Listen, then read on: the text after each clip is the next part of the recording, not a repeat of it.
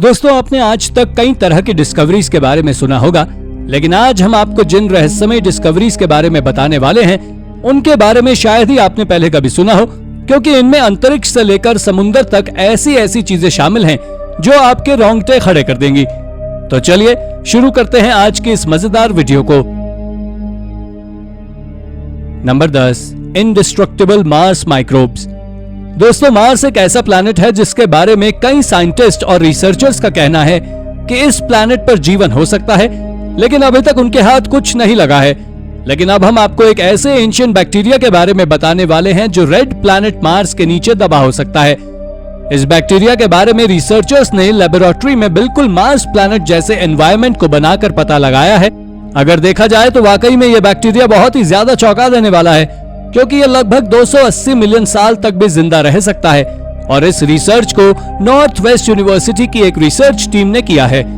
इनका कहना है कि अगर हमें मार्स पर इस तरह के बैक्टीरिया के बारे में पता लगाना है तो हमें आज से और भी बेहतर टेक्नोलॉजी को बनाना होगा।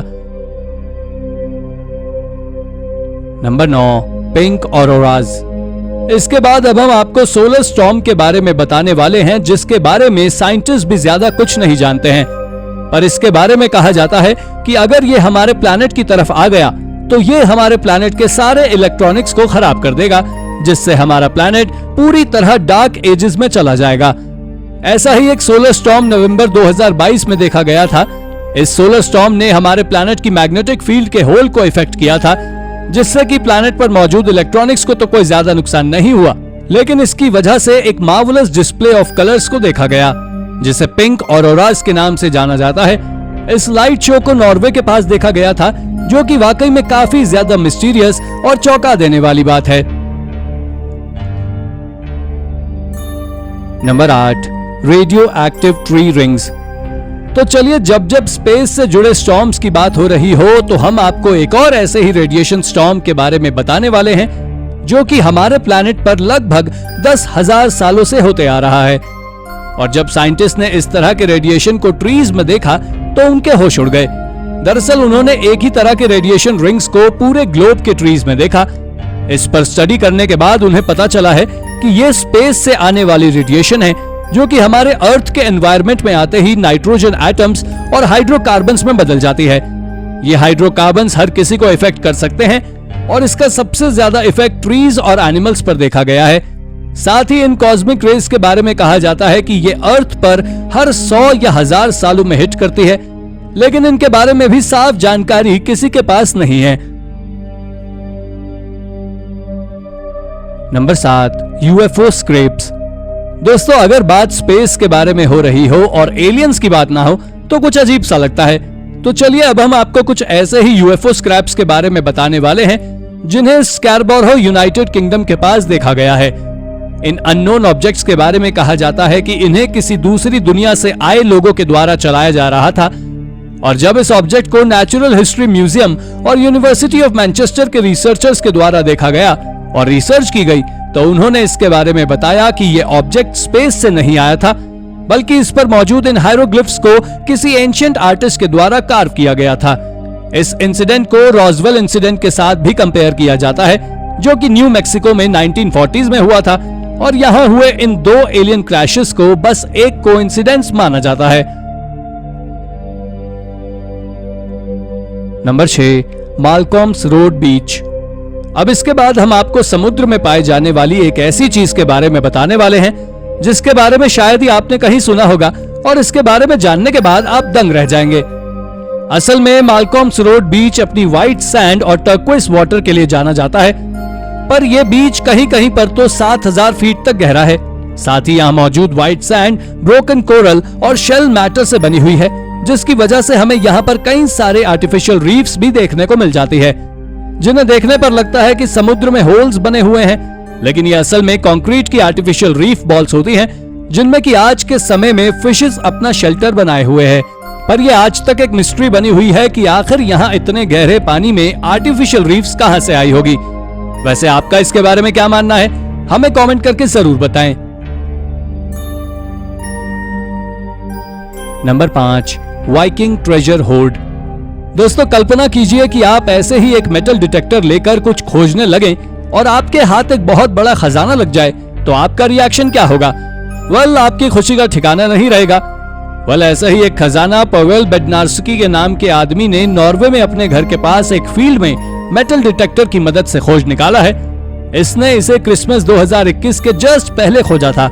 इसके हाथ में वाइकिंग एज के सिल्वर हॉर्ड्स लगे जो कि पूरे यूरोप में किसी और के पास नहीं थे। दरअसल इस आदमी ने यहाँ से कई सारी rings, ancient Arabic coins, silver bracelet जैसी कई सारी अनोखी चीजें खोजी थी जो कि वाकई में काफी ज्यादा ओल्ड है और इन फ्रैगमेंट्स की एज आर्कियोलॉजिस्ट के द्वारा आज से लगभग 1100 साल पुरानी बताई जाती है। और तो और इन सिल्वर फ्रैगमेंट्स को 8th सेंचुरी में कार्व किया गया था। Number 4, ancient migration pattern. हाल ही में साइंटिस्ट ने कुछ बड़ी ही चौंका देने वाली डिस्कवरीज की हैं जो कि हमारे अतीत के बारे में सोचने पर मजबूर कर देती है। दोस्तों, ब्राजील की एक आर्कियोलॉजिकल साइट से मिले स्केलेटन के डीएनए टेस्ट से फ्लोरिडा अटलांटिक यूनिवर्सिटी के साइंटिस्ट ने आज से लगभग 30,000 साल पुराना माइग्रेशन पैटर्न खोज निकाला है, जिसके बारे में उन्होंने बताया कि एंशिएंट लोग अटलांटिक कोस्ट के ऊपर और नीचे से अपना रास्ता बनाते हुए कई सारी जगहों तक गए थे और उन्होंने यहाँ पर अपने रास्ते में कई छोटे सेटलमेंट्स भी छोड़े हैं और लगभग 5,263 किलोमीटर लंबा रूट ट्रैवल किया था। पर हैरानी भरी बात तो यह भी है कि साउथ अमेरिका में रहने वाले लोगों का डीएनए इंडिजिनियस ऑस्ट्रेलियन लोगों से मिलता है, जो कि हमें सोचने पर मजबूर करता है कि इन लोगों ने बिना किसी मॉडर्न शिप्स के ऑस्ट्रेलिया तक का सफर कैसे तय किया होगा। Number 3, the stone city of the हंस। दोस्तों, कजाकिस्तान के घास के मैदानों में हाल ही में एक बहुत बड़ा स्टोन कॉम्प्लेक्स खोजा गया जिसे कि बहुत ही मिस्टीरियस माना जाता है, क्योंकि यह स्टोन कॉम्प्लेक्स आज से लगभग 1500 साल पुराना है और अगर हम इसके साइज की बात करें तो यह लगभग 200 अमेरिकन फुटबॉल फील्ड से भी बड़ा है। इस जगह पर कई सारे स्टोन के स्ट्रक्चर मौजूद हैं जो कि पूरी तरह से रुइंड और खंडहर बन चुके हैं। इन स्ट्रक्चर्स में से कई छोटे छोटे घरों जैसे दिखाई देते हैं जो कि 13 फीट लंबे और 13 फीट चौड़े हैं और यहाँ पर कुछ बड़े स्ट्रक्चर भी मौजूद हैं जो कि लगभग 112 फीट तक लंबे हैं, जिनको कि किसी बहुत बड़ी गैदरिंग के लिए यूज किया जाता होगा। आर्कियोलॉजिस्ट का मानना है कि इस एंशिएंट सिटी को हंस के द्वारा बनाया गया था, लेकिन इसके अबैंडन होने की पीछे की वजह कोई नहीं जानता। Number 2, Slovakian bigfoot. इसके बाद हम आपको जिस क्रीचर के बारे में बताने वाले हैं उसके बारे में खुद आर्कियोलॉजिस्ट और कई सारे रिसर्चर्स भी ज्यादा कुछ नहीं जानते हैं, क्योंकि ये आज तक किसी को भी अच्छी तरीके से दिखाई नहीं दिया है। जिन्हें नहीं पता उन्हें बता दें कि एक बार जब एक बहुत ही डेंस जंगल में एक आदमी को कुछ बहुत ही स्ट्रेंज आवाज सुनाई दी थी, जिसके बाद इसने तुरंत ही वीडियो रिकॉर्डिंग चालू की और इसने अपने कैमरा में कुछ बहुत ही अजीब ब्लरी स्नार्लिंग क्रीचर को कैप्चर किया था जो कि ट्रीज को शेक करता हुआ भाग रहा था।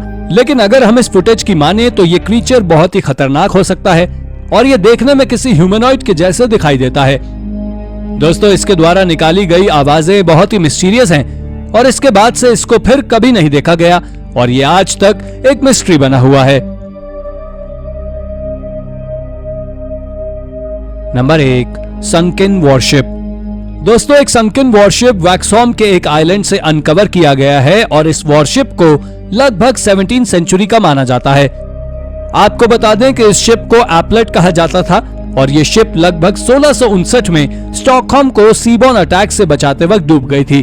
दरअसल जब इस शिप को बनाया हुआ था उस समय को नेवल इंजीनियरिंग का पूरे वर्ल्ड में गोल्डन पीरियड कहा जाता है। अगर हम इस शिप की बात करें तो ये पूरी की पूरी एक वॉर मशीन थी जो कि लगभग 226 फीट लंबी थी और इसमें एक बार में 64 गन्स के साथ साथ ये 11 किलोग्राम के कैनन बॉल को फायर करने में भी सक्षम थी, जो कि किसी भी छोटी मोटी शिप को पल भर में डुबा सकता था।